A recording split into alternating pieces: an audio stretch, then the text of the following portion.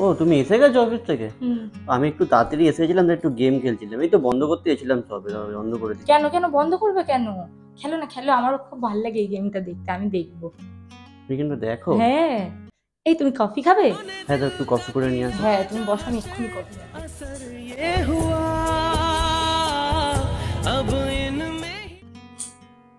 কি গো, কি হয়েছে, মন খারাপ নাকি? ও ভালো লাগছে না, সবসময় অফিস আর বাড়ি অফিস আর বাড়ি, আর ভালো লাগছে না। ভাবছি পরের মাসে চলো কোথা দিয়ে ঘুরে আসি। কোথায় যাবে, কোথায় বলো, পাহাড় না নদী? পরের মাসে কি আছে তোমার মনে নেই? পরের মাসে কি আছে? পরের মাসে আইপিএল শুরু হচ্ছে, ম্যাচ আমরা দেখবো, ঘরে বসে জমিয়ে ম্যাচ দেখবো, কোথাও যাওয়ার দরকার নেই।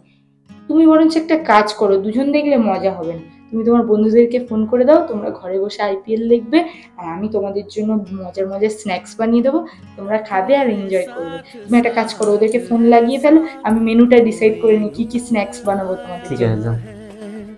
चांद तेरी रोशनी का हल्का। কি ম্যাডাম, পরের মাসে তো জন্মদিন, কি গিফট লাগবে বলো? গিফট? কিসের গিফট? এই জন্মদিন আসছে, গিফট নেবে না কিছু?